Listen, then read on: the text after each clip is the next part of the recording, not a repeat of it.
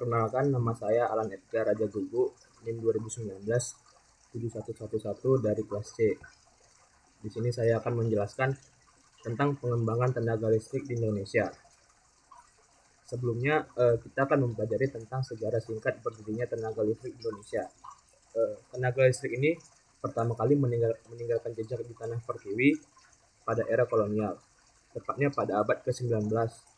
Pada saat itu, perusahaan gas swasta Belanda yaitu Enfinik memperluas bidang usahanya di bagian penyediaan listrik untuk publik. Hal ini dilakukan untuk memenuhi kebutuhan listrik pada pabrik gula dan pabrik teh Belanda. Kemudian pada tahun 1927, pemerintahan Belanda ini membentuk perusahaan listrik negara yang bernama Estland Waterkraft Bedrijven atau disingkat LWB. Perusahaan tersebut mengelola PLTA di beberapa daerah di Indonesia dan membentuk beberapa perusahaan listrik di Kota Praja. Setelah Belanda menyerah pada Jepang, pengolahan perusahaan listrik diambil alih pada Jepang di tahun 1942 sampai 1945. Akan tetapi, pada Agustus 1945, buruh listrik dan gas melawan Jepang dan berhasil merebut perusahaan listrik dan gas itu. Kemudian, perwakilan dari mereka melapor kepada pimpinan KNI Pusat, yaitu M. Kasman Singodimedjo. Kedua orang ini selanjutnya menghadap Presiden Soekarno dan menyerahkan perusahaan listrik dan gas kepada pemerintahan Indonesia. Akhirnya, pada 27 Oktober 1945, Presiden Soekarno membentuk Jabatan Listrik dan Gas yang mana membawahi perusahaan-perusahaan listrik dan gas tersebut. Peristiwa itu dikenal sebagai Hari Listrik Nasional. Tenaga listrik ini merupakan komoditas yang penting dan strategis untuk memenuhi kebutuhan dasar manusia, meningkatkan peradaban dan kesejahteraan, serta mendorong pertumbuhan ekonomi dan sosial masyarakat. Selain itu, tenaga listrik merupakan komoditas yang mahal karena proses penyediaan tenaga listrik merupakan kegiatan yang padat modal, padat teknologi, padat usaha, dan memiliki risiko tinggi sehingga memerlukan jaminan pengembalian atas investasi yang dikeluarkannya. Pembangkit tenaga listrik. Pusat tenaga listrik atau biasa disebut pula pembangkit tenaga listrik merupakan produsen energi yang dimana tempat listrik dihasilkan.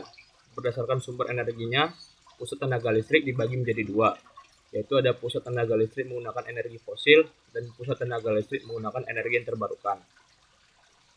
Pusat tenaga listrik yang menggunakan energi fosil atau fossil fuel ini pada umumnya melibatkan proses panas atau thermal dalam pembangkit tenaga listrik. Sumber energi yang dapat berasal dari bumi, energi tersebut dapat habis dipakai dan tidak dapat dimanfaatkan kembali. Bahan dasar dari pembangkit ini meliputi minyak, gas, dan batu bara dan nuklir. Kemudian pusat tenaga pada sistem tenaga listrik yang menggunakan energi baru dan terbarukan. Pada dasarnya, sumber energi dapat dari energi baru dan tidak akan habis pada pemanfaatannya. Sumber energi ini dibagi menjadi dua, yaitu sumber energi yang dapat didaur ulang atau renewable seperti air, biomasa, biogas, dan kayu bakar. Dan sumber energi yang tidak akan habis dipakai yaitu non-depleted seperti energi panas bumi, energi gelombang laut, energi pasang surut, dan energi matahari. Di sini ada beberapa macam pembangkit di Indonesia, yaitu meliputi PLTA, yaitu pembangkit listrik tenaga air, kemudian PLTU, pembangkit listrik tenaga uap, PLTG, pembangkit listrik tenaga gas, PLTS, pembangkit listrik tenaga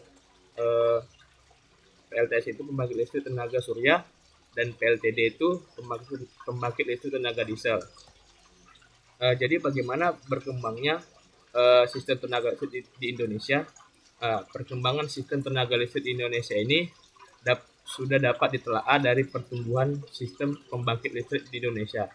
Diketahui bahwa kapasitas yang terpasang pada pembangkit tenaga listrik PLN per tahun 2006 adalah 24,8 gigawatt. Sejumlah pembangkit listrik tersebut berhasil memproduksi tenaga listrik oleh PLN sebesar 104,5 TWh dan pembelian sebesar 28,6 TWh. Meskipun demikian, PLN pernah mengalami susut transmisi sebesar 2,9 TWh dan susut distribusi sebesar 14,7 TWh. Pada tahun yang sama, diversifikasi energi di bidang ketenagalistrikan ini telah menunjukkan pertumbuhan yang positif. Sebagaimana yang telah disebutkan sebelumnya bahwa kapasitas terpasang pada pembangkit tenaga listrik PLN per tahun 2006 itu adalah 24,8 gigawatt.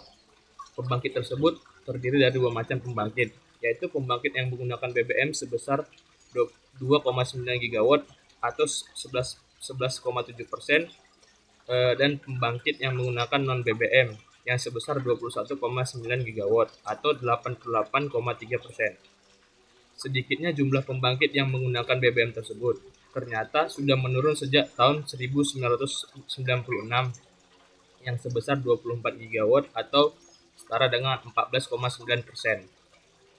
Jumlah kapasitas total energi bertambah pada tahun 2017, di mana menunjukkan angka sekitar 52.231 megawatt, dan berdasarkan data Kementerian Energi dan Sumber Daya Mineral atau ESDM, rasio dielektrifikasi mencapai 94,83%. Akan tetapi dari total pembangkit listrik yang ada, pembangkit listrik yang menggunakan bahan bakar non-daur ulang itu sebesar 24,9 gigawatt, sementara pembangkit yang non-BBM ada di kapasitas 6,37 megawatt.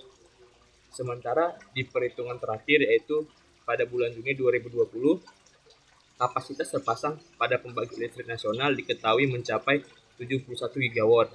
Adapun dari kapasitas pembangkit listrik yang terpasang, pembangkit listrik non-daur ulang ini berjumlah sebesar 55,7 megawatt. Sementara listrik non-BBM yang berjumlah 10.467 megawatt. Kemudian pada tenaga listrik ini ada tantangan sistem tenaga listrik. Jadi pembangkit tenaga listrik ini memiliki sejumlah tantangan yang disebabkan oleh berbagai faktor. Pertama, mengenai deregulasi dan kompetisi. Sejumlah perusahaan listrik bisa saja melakukan restrukturisasi perusahaan dengan membentuk anak perusahaan dan anak perusahaan distribusinya. Bahkan bisa juga membentuk perusahaan saluran transmisi atau perusahaan pembangkitan independen atau PPI. Hal inilah yang mengakibatkan kompetisi di antara anak perusahaan sehingga merambat pada permasalahan operasi sistem yang lebih rumit. Kemudian kedua adalah perihal distribusi tenaga listrik yang turut mengalami deregulasi. Hal ini mengakibatkan perubahan pada otomatisasi dan pengendalian beban, sehingga di masa yang akan datang dibutuhkan GIS atau yang disebut Geographic Information System, yaitu adalah sistem pemetaan dan pengolahan fasilitas, di mana sistem GIS ini membutuhkan biaya yang lebih tinggi dan juga biaya yang lebih mahal. Kesimpulannya, bahwa pengembangan tenaga listrik di Indonesia itu sudah bagus, dilihat dari tahun 2006 yang hanya berkapasitas 24,8 gigawatt dan berkembang pada tahun 2020 dengan kapasitas 71 gigawatt. Hal ini menyatakan bahwa pengembangan energi listrik di Indonesia sudah berkembang. Kemudian negara Indonesia juga menggunakan pembangkit listrik dengan energi yang terbarukan.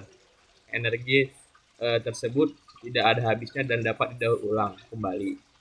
Energi yang tidak ada habisnya itu meliputi energi panas bumi, energi gelombang laut, dan juga energi matahari. Sedangkan energi yang dapat didaur ulang itu seperti biogas, air, dan kayu bakar. Jadi sekian yang bisa saya sampaikan.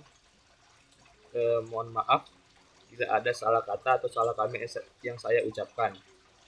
Terima kasih.